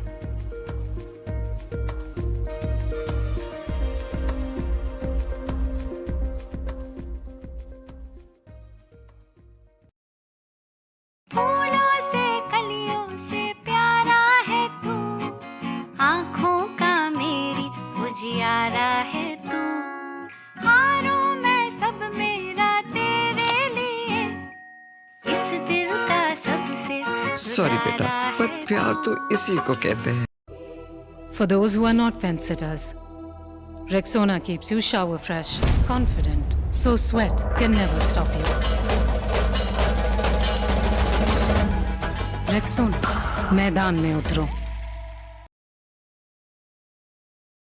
Ladies and gentlemen, let me ask you something. When was the last time you looked in the mirror and truly loved the person staring back at you? Not for the achievements, not for the approval of others, but simply because you are worthy as you are. We live in a world that teaches us to chase validation, to seek love everywhere except within ourselves. But here's the truth. Until you learn to love yourself first, nothing else will ever feel enough. And today, I want to show you why the greatest relationship you'll ever have is the one you build with yourself. When was the last time you truly looked in the mirror and admired the person staring back at you? Not for the hairstyle, not for the outfit, not for how others might perceive you, but simply because you are you. We spend so much of our lives trying to please, to fit in, to be accepted, and to meet expectations that we forget the most important relationship we will ever have is with ourselves. The truth is, before you can pour into the lives of others, before you can give love, respect, or kindness to the world, you must first learn to love yourself. Loving yourself isn't about arrogance or self-obsession. It isn't about living in the extremes of ego. It's about recognizing your worth, embracing your imperfections, and giving yourself the grace to be human. Too often, we set impossible standards for ourselves. We chase perfection in our work, our bodies, our relationships. And when we inevitably fall short, we criticize ourselves harshly. We replay mistakes, doubt our abilities, and diminish our own achievements. But what if you shifted that voice inside your head? What if, instead of tearing yourself down, you became your own biggest supporter? Think of the people you love the most. You celebrate their wins, you comfort them when they fail, you remind them of their potential when they forget it. And you do the same for yourself. Why is it that the compassion we so easily extend to others becomes so difficult when it's about us? Loving yourself first means changing that narrative. It means treating yourself with the same kindness and encouragement you give to those you care about. Somewhere along the way, many of us were conditioned to believe that self-love is selfish. We were taught that prioritizing ourselves means neglecting others. But that couldn't be further from the truth. You cannot give what you don't have. If your cup is empty, what will you pour into the lives of others? Self-love is not selfish. It's the foundation of selflessness. Because when you nurture yourself, when you fill your own cup with confidence, compassion, and peace, only then can you truly show up for others in a meaningful way. Learning to love yourself is also about embracing your story. Every scar, every failure, every heartbreak, every lesson, these are not things to hide. They are proof that you survived, that you endured, that you kept going when giving up might have been easier. Too often we compare our lives to a highlight reel of others. We scroll through curated images and start believing that we're not enough, that our journey is slower, less glamorous, less worthy. But remember, comparison is the thief of joy. No one has lived your exact story. No one has walked in your shoes. No one has faced your battles. That makes you unique. That makes your journey worthy of love. When you learn to love yourself, you stop apologizing for who you are. You stop trying to shrink yourself to fit into the expectations of the world. You stop waiting for validation from others and realize that your value is not defined by applause or approval. You start standing taller, speaking louder, and pursuing dreams that scare you because you know you deserve them. That kind of love gives you core. Age, the courage to walk away from what no longer serves you. The courage to say no when it's necessary, and the courage to chase after the life you truly want. Self-love is not a destination, it's a practice. Just like building strength in a gym, you build self-love through daily habits. It's choosing to forgive yourself for mistakes instead of carrying them like a burden. It's setting boundaries and respecting them. It's feeding your mind with positive thoughts, your body with nourishment, and your soul with rest. It's looking in the mirror and instead of pointing out flaws, recognizing your resilience, your beauty, your power. There will be days when it feels difficult, days when you question your worth, days when the world feels too heavy, days when the voices of doubt are loud. And in those moments, you must remind yourself, you are enough, just as you are. You are not defined by your failures, not defined by your past, not defined by what others say about you. Your worth is inherent, unshakable, undeniable. When you love yourself, something magical happens. You attract better energy. You begin to draw people, opportunities, and experiences that align with your sense of worth. Why? Because the way you treat yourself teaches others how to treat you. If you respect yourself, others will respect you. If you honor your boundaries, others will honor them. If you radiate confidence, the world reflects it back to you. Think of love as a ripple effect. It starts from the inside and extends outward. The more you nurture yourself, the more light you carry. And when you carry light, you illuminate the path for others. Self-love is not just about you. It's about what you bring to the world. A person who is whole within themselves spreads healing, inspiration, and strength. So learn to celebrate your uniqueness. Learn to stand tall in your truth. Learn to accept compliments without brushing them off, to acknowledge your progress without downplaying it, to believe in your dreams without second-guessing them. The more you love yourself, the more you give permission for others to do the same. Remember, you are not in competition with anyone else. You are on your own journey at your own pace. You don't need to rush. You don't need to compare. You don't need to prove. You only need to be authentic, to live with intention, and to honor the person you are becoming. Loving yourself is also about patience. Growth takes time. Healing takes time. Learning takes time. Don't pressure yourself to have it all figured out in one moment. Trust that every step you take is leading you closer to the best version of yourself. Trust that even when it feels messy, progress is happening. If you stumble, if you fail, if you fall short, love yourself through it. Be gentle, pick yourself back up, and keep moving forward. Remember, the way you treat yourself during your lowest moments defines the strength of your self-love. It's easy to celebrate yourself when everything is going well, but real love is tested in the struggles. So every morning, take a moment for yourself. Look into your reflection and remind yourself, I am worthy, I am enough, I am deserving of love, joy, and success. And then live like you believe it, because when you love yourself first, everything else falls into place.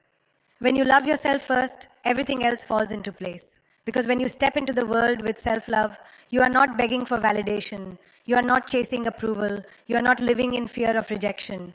You stand grounded, knowing that even if the world misunderstands you, you are still whole. That kind of wholeness is rare, and it is powerful. It creates a calm strength inside of you, a strength that no one can take away.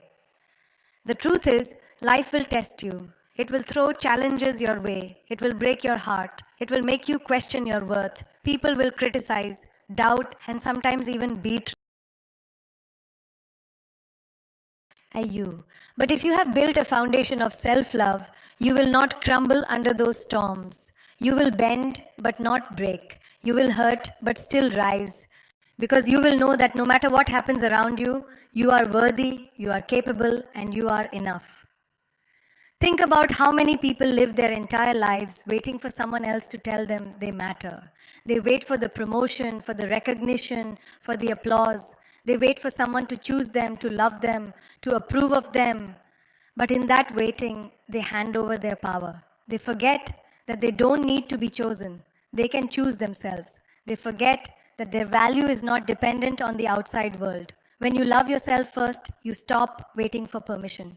You give yourself permission to shine, to succeed, to live fully. Sometimes loving yourself means saying no. No to toxic relationships, no to environments that drain you, no to opportunities that compromise your integrity. That word no can feel terrifying, especially if you have been conditioned to always please others. But every time you say no to what doesn't serve you, you are saying yes to yourself. You are reinforcing that your peace, your time, your energy, and your heart are valuable. And when you start protecting those things, you begin to thrive. Other times, loving yourself means saying yes. Yes to new experiences, yes to chasing dreams, yes to taking risks that scare you. Fear often convinces us to stay small, to play safe, to remain comfortable. But when you love yourself, you believe in your own ability to handle whatever comes your way. That belief pushes you forward, past the fear, into growth. Loving yourself gives you the courage to say yes to life, to possibilities, to opportunities that can transform you. Self-love is not a mask you wear. It is not pretending everything is perfect or ignoring your struggles. True self-love is honest. It is looking at your flaws and saying, I accept you. It is facing your fears and still moving forward. It is owning your mistakes, forgiving yourself and learning from them. It is embracing your emotions without judgment, whether it's joy, sadness, anger, or hope, because all of them make you human. When you love yourself, you stop fighting with yourself. You start working with yourself, supporting yourself, believing in yourself. You will notice that when you begin this journey, not everyone will understand it. Some people might say you've changed. Some might call you selfish. Others might even resent your growth because it challenges their comfort zones. But that is okay. Growth often makes people uncomfortable. What matters is that you remain true to yourself. You cannot shrink to make others feel comfortable because every time you do, you betray yourself. Loving yourself means choosing authenticity over approval, even when it's hard. Think of the moments in your life when you felt proud, when you achieved something you thought was impossible, when you overcame a challenge, when you surprised yourself with your strength. Did you celebrate those moments enough, or did you immediately move on to the next challenge, the next task, the next responsibility? Loving yourself means pausing to acknowledge your victories, no matter how small they seem. It means recognizing that progress is still progress, even if it's not perfect. There will be days when you feel lonely, when you crave love from others, when you wonder if you're enough. And while companionship and connection are beautiful, never forget that you are already whole. No relationship, no friendship, no achievement will ever complete you. You complete yourself. When you realize that, every relationship in your life becomes stronger because you are no longer seeking someone to fill a void. You are simply sharing your fullness with them. Another part of self-love is learning to silence the inner critic, that little voice inside your head that tells you you're not good enough, not smart enough, not strong enough. That voice has been shaped by years of external opinions, societal expectations, and comparisons. But it is not the truth. The truth is that you are capable of far more than you give yourself credit for. The truth is that your potential is unlimited when you believe in yourself.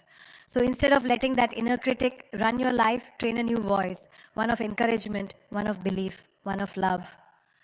Surrounding yourself with the right people is also an act of self-love. Notice the energy of those around you. Do they uplift you, inspire you, remind you of your strength, or do they drain you, discourage you, and make you doubt yourself? Who you allow in your life has a direct impact on your self-love. Protect your space. Choose people who reflect the love you are building within yourself. Choose those who celebrate you, not those who compete with you. It is also important to realize that loving yourself is not a one-time declaration. It is a daily commitment. Some days you'll feel unstoppable. Other days you'll feel broken. That is normal. The key is to keep showing up for yourself, even when it feels difficult. Keep practicing compassion. Keep choosing patience. Keep believing that you are worth the effort, because you are. The way you talk to yourself matters more than you think. If you constantly tell yourself you can't, you won't. If you constantly tell yourself you're not enough, you'll live like it's true. But if you tell yourself you can, if you tell yourself you're worthy, if you tell yourself you deserve to be happy, you start to create that reality. Words are powerful. Use them wisely, especially with yourself. Your journey of self-love may not look like anyone else's. For some, it begins with setting boundaries. For others, it begins with forgiveness. For some, it's about healing past wounds, while for others, it's about chasing new dreams. Whatever your path looks like, honor it. There is no right or wrong way to love yourself. There is only your your timing, your journey. As you walk this path, remember that setbacks are not failures. They are lessons. Every challenge you face teaches you something about your resilience, your strength, your ability to keep moving. Do not let setbacks define you. Let them refine you. Self-love grows stronger every time you rise after falling, every time you choose to believe in yourself when it would be easier to give up. So keep going. Keep choosing yourself. Keep reminding yourself that you are worthy of love. The kind of love that doesn't depend on anyone else's approval. The kind of love that cannot be taken away. Because once you truly learn to love yourself first, you will never settle for less than you deserve. And when you carry that kind of love within you, the world opens up in ways you never imagined. And when you carry that kind of love within you, the world opens up in ways you never imagined. Because suddenly, opportunities that once felt out of reach begin to feel possible. Relationships that once drained you lose their grip. And paths that once seemed hidden reveal themselves. Self-love is like unlocking a new level of vision. You start to see life through a lens of possibility instead of limitation. Imagine standing at a crossroads. One path is familiar but uninspiring, filled with the voices of doubt that say, "Stay here, it's safe." The other path is uncertain, intimidating, maybe even frightening, but it's also filled with potential, growth, and adventure. Without self-love, most people will take the safe path, not because they truly want it, but because they don't believe they deserve more. But when you love yourself, you find the courage to take the path less traveled. You begin to trust that even if it's difficult, even if you stumble, you are strong enough to walk it. That trust in yourself is the greatest gift self-love can give you. There is also a certain peace that comes with loving yourself. It quiets the endless chase for approval. It silences the fear of rejection. It releases the constant need to prove your worth. When you are at peace with yourself, you move through life with grace. You don't rush to compete, you don't beg for recognition, you don't exhaust yourself trying to live up to someone else's script. You simply live as you are, and that authenticity becomes magnetic. People are drawn to those who are unapologetically themselves because it's rare and liberating. But let's be honest, self-love does not always come easily. Sometimes it feels like a battle against old wounds, against words spoken long ago that still echo in your mind, against habits of comparison and self-doubt that creep in quietly. There will be days when you fall back into patterns of criticism, when you look in the mirror and forget your worth. That's okay. The point is not perfection, it's persistence. Every time you catch yourself falling into those patterns and choose a kinder thought instead, you strengthen your self-love. It's like training a muscle. It grows with repetition. One of the most powerful ways to nurture self-love is to honor your body, not just in the way it looks, but in the way it serves you. Think of how your heart beats tirelessly, how your lungs expand with every breath, how your hands allow you to create, how your legs carry you through the world. We often take these miracles for granted, focusing only on flaws we think we see. But when you shift your perspective and treat your body as a partner, not an enemy, you begin to appreciate yourself on a deeper level. Feed it with nourishment, move it with joy, rest it with care. That is love in action. Loving yourself also means giving yourself the freedom to dream unapologetically. So many of us shrink our dreams to fit the limits others place on us. We lower our expectations to avoid disappointment, or we silence our ambitions to avoid being judged. But your dreams are part of who you are. They are the whispers of your soul. Loving yourself means listening to those whispers, honoring them, and daring to pursue them, even if others don't understand. Because the moment you deny your dreams, you deny a part of yourself. You must also learn to celebrate your individuality. Think about it. There has never been another you, and there never will be again. Your combination of talents, quirks, experiences, and perspectives is one of a kind. And yet, we spend so much energy trying to blend in, to fit a mold, to be like everyone else. But blending in was never your purpose. You were born to stand out, to contribute something only you can give. When you love yourself, you stop hiding the parts of you that make you different. You let them shine, and in doing so, you give others permission to do the same. There is also a deep resilience that comes with self-love.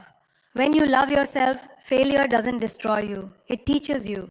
Rejection doesn't define you. It redirects you.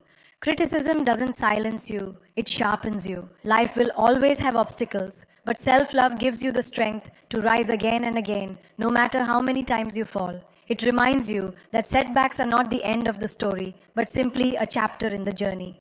Think of a time when you achieved something you thought was impossible. Maybe it was graduating, maybe it was getting through a painful breakup, maybe it was surviving a tough season of life. At first you may have doubted yourself, but somehow you pushed through. That resilience is still inside you. Loving yourself means remembering that strength, trusting it, and leaning on it when the next challenge arrives. Another layer of self-love is forgiveness. Many people hold on to regrets and mistakes like heavy chains, replaying them over and over, punishing themselves long after the lesson has been learned. But carrying that weight only keeps you stuck. Sell. F-love means forgiving yourself, not because you're excusing what happened, but because you deserve peace. It means acknowledging that you are human, that you've grown since then, and that your future does not have to be defined by your past. Equally important is learning to forgive others, not for their sake, but for yours. Holding on to anger and resentment poisons your heart. Loving yourself means refusing to let bitterness take root inside you. It means choosing freedom over resentment, peace over revenge, and healing over hurt. When you release that weight, you create space for joy to return. Self-love also shows up in the way you spend your time. Time is the most valuable resource you have, and yet so many of us give it away without thought, saying yes to things we don't want, staying in places we've outgrown, wasting hours comparing ourselves to others. Loving yourself means becoming intentional about your time. It means spending it on what nourishes you, excites you, grows you. It means valuing your own life enough to stop wasting it on what doesn't matter. There will always be voices in the world that try to tell you you're not enough. Advertisements that profit from your insecurities, critics who project their own fears onto you, environments that try to box you in. But the strongest voice should be your own, and it should say, I am enough. The moment you believe that deeply, those outside voices lose their power. As you grow in self-love, you'll also notice how it transforms your relationships. When you respect yourself, you stop tolerating disrespect from others. When you value yourself, you stop settling for less than you deserve. When you believe in yourself, you surround yourself with people who believe in you too. Love becomes healthier, deeper, more fulfilling because it comes from a place of wholeness, not desperation. And remember, self-love is not about becoming perfect. It is about becoming real. It's about showing up authentically, flaws and all, and saying, this is me and I am worthy. It's about allowing yourself to grow without shame, to fail without giving up, to shine without apology. That kind of love changes not just your life, but the lives of everyone around you. So stand tall in your truth, honor your journey, celebrate your progress, and never forget that the most important relationship you will ever have is the one you have with yourself. Because when you learn to love yourself first, you carry a power that nothing in the world can take away. Because when you learn to love yourself first, you carry a power that nothing in the world can take away. That power is not loud or boastful. It doesn't need to be. It's quiet, steady, and deeply rooted. It's the kind of power that allows you to walk into a room without needing to be the loudest voice, yet still command respect. It's the kind of power that keeps you grounded when others try to shake your confidence. It's the kind of power that whispers to you in the darkest nights, you will make it through. When you live from a place of self-love, you stop chasing people who don't value you. You stop begging for attention that should be freely given. You stop trying to prove your worthiness in places where it was never in question. Instead, you begin to attract the right energy, the kind of people who see your light without you having to convince them, the kind of opportunities that align with your values, the kind of experiences that bring fulfillment rather than emptiness. That is the magnetic pull of self-love. It brings into your life what resonates with the truth of who you are. Think of it this way. When you don't love yourself, you are constantly running after approval, running from rejection, running in circles of self-doubt. But when you love yourself, you stop running. You stand still, rooted, knowing that everything you need already lives within you. And from that stillness, life begins to flow more naturally. You stop forcing, you stop grasping, you stop living out of desperation. Instead, you start creating, receiving, and living with intention. This journey is not linear. Some days you'll feel unstoppable, and other days you'll feel fragile. But even in fragility, there is beauty. Loving yourself doesn't mean you never feel weak. It means you honor your weakness without shame. It means you give yourself permission to rest, to pause, to breathe, knowing that strength will return. Too often, we equate self-love with constant confidence, but in reality, it's about consistency.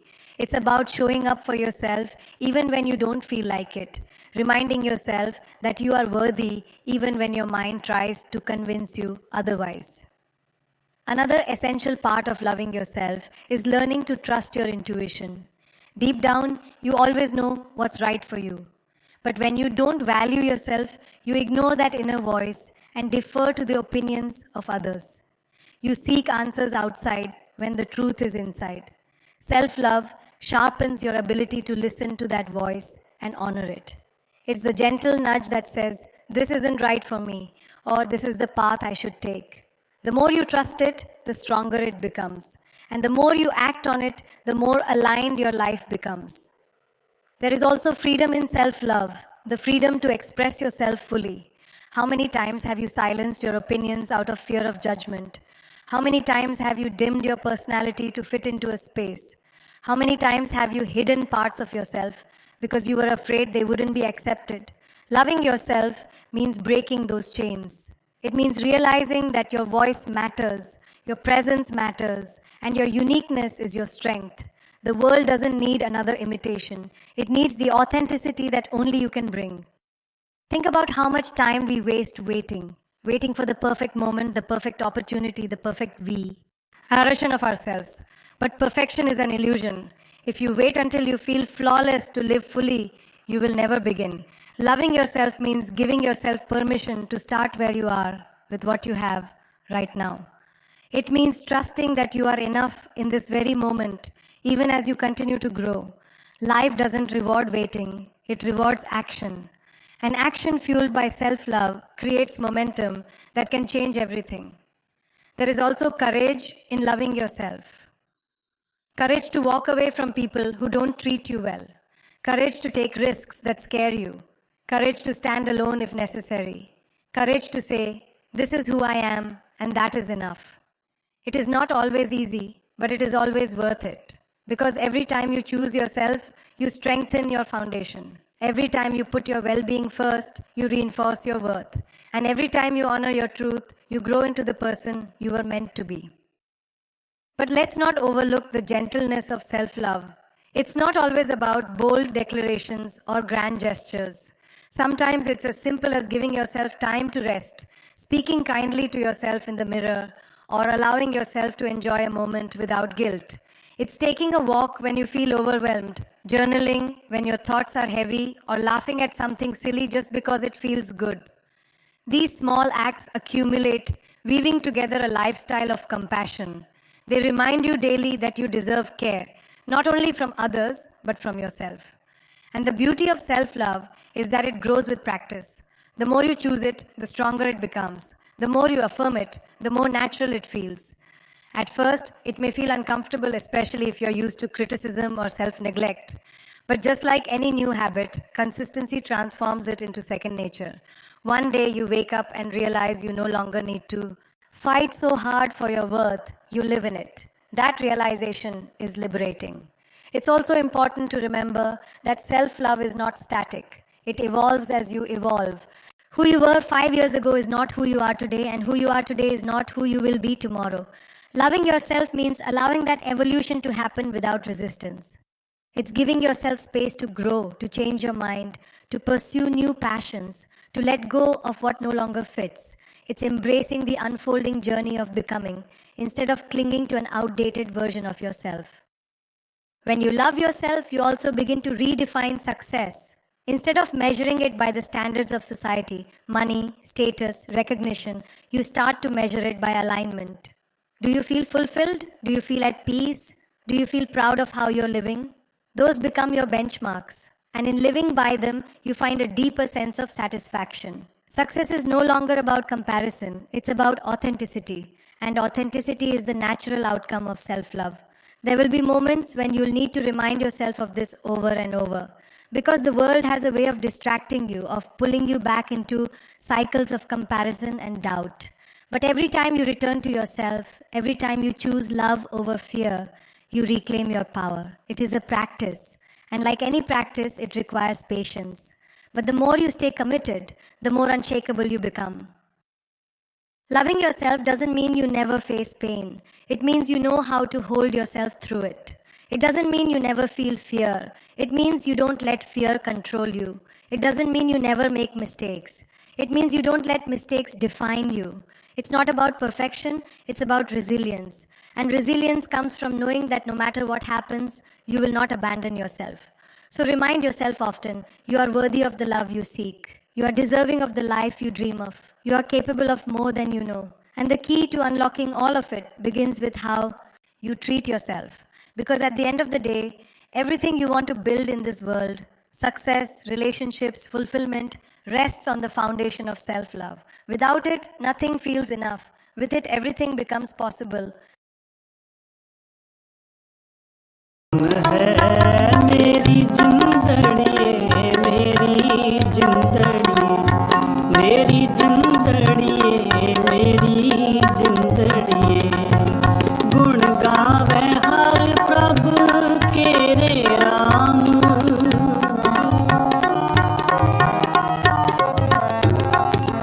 गुण गावे हर प्रभु केरे राम सारस नाम तन तन है सारस नाम तन तन है मेरी जिंदड़ी मेरी जिंदड़ी मेरी जिंदड़ी मेरी जिंदड़ी मेरी जिंदड़ी मेरी जिंदड़ी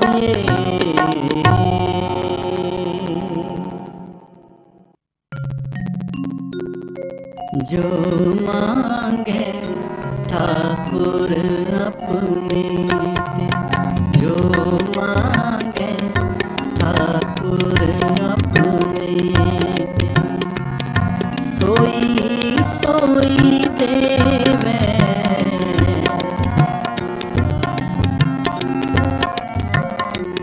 सोई सोई देवे जो मांगे ठाकुर अपने ते जो मांगे ठाकुर अपने ते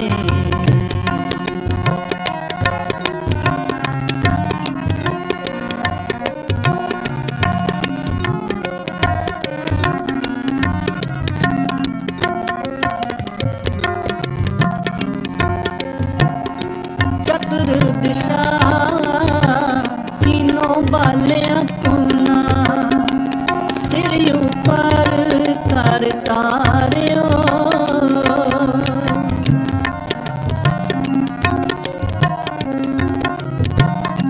चतुर दिशा तीनों बाले अपना सिर ऊपर कर तारियो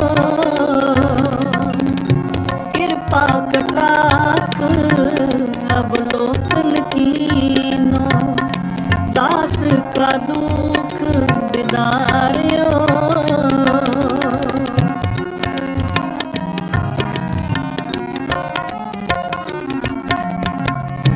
कृपा कटाक अवलोकन कीनो दास का दुख बिदारियो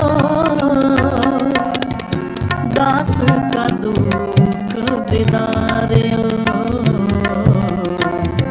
दास का दुख बिदारियो जो मांगे ठाकुर अपने ते जो मांगे ठाकुर अपने ते सोई सोई देवे सोई सोई देवे जो मांगे ठाकुर अपने ते जो मांगे ठाकुर अपने ते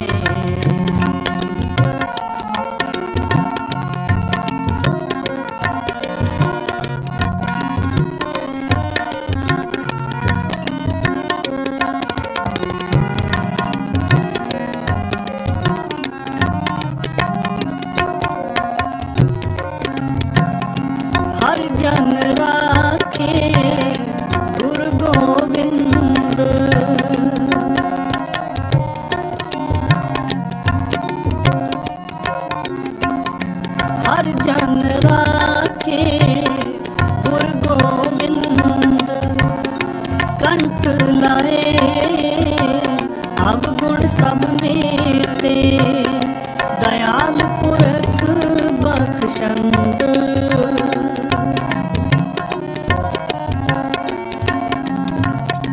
दयाल पुरख बख्शंद दयाल पुरख बख्शंद दयाल पुरख बख्शंद जो मांगे ठाकुर अपने दे जो मांगे ठाकुर अपने दे सोई सोई देवे सोई सोई देवे जो मांगे ठाकुर अपने दे जो मांगे ठाकुर अपने दे नानक दास मुखते जो बोले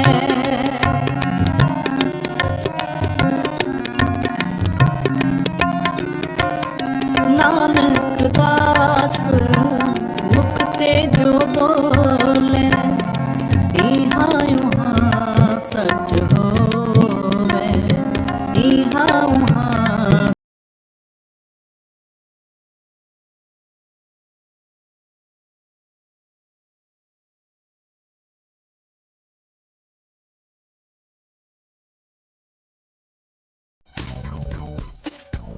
सोई सोई देवे सोई सोई देवे जो मांगे ठाकुर अपने दे जो मांगे ठाकुर अपने दे जो मांगे ठाकुर अपने दे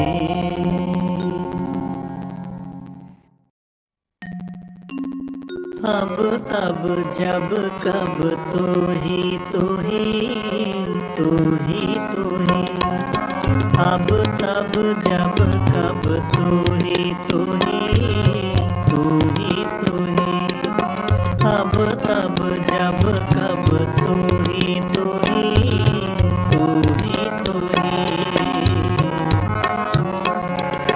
हम तो प्रसाद सुखी सद ही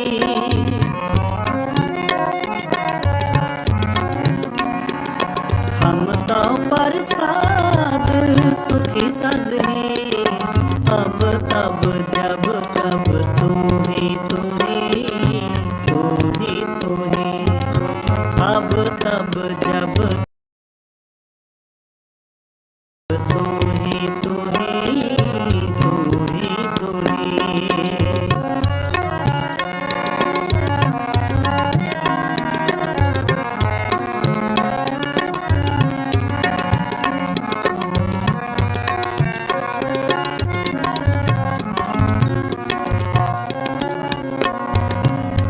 तू मेरो मेर पर्वत स्वामी ओट गही मैं तेरी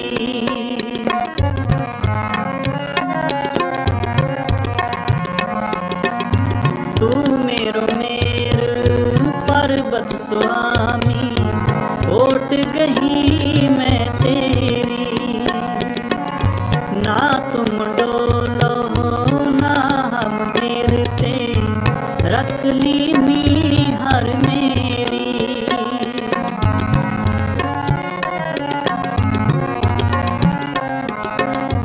ना तुम डोलो ना हम गिरते रख ली हर मेरी हम तो प्रसाद सुखी सद ही हम तो पर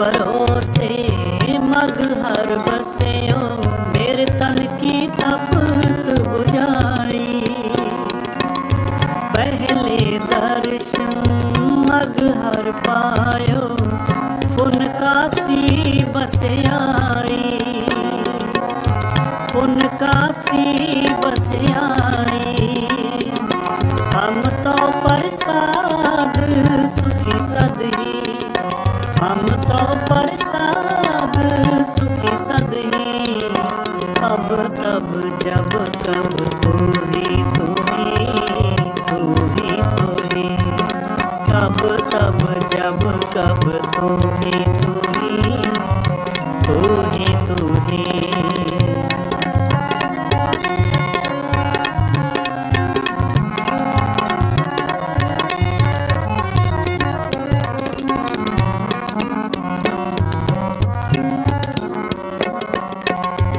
जैसा मगहर तैसी काशी हम ये कह कर जानी हम निर्धन जो हो तन पाया मरते फूट गुमानी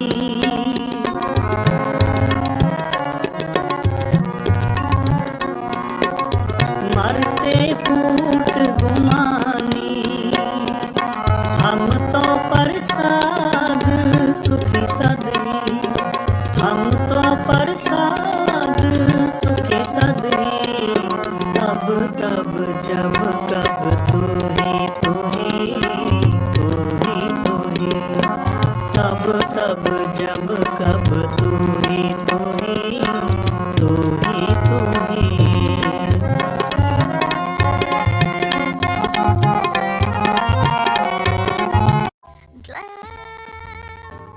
जहाँ है जाता वहाँ है.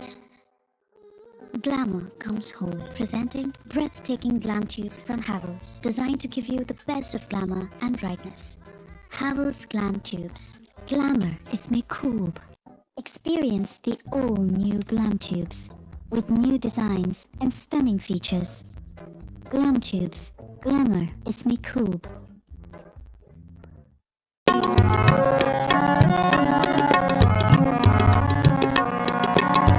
कवन नरक क्या स्वर्ग बिचारा संतन दोहरा दे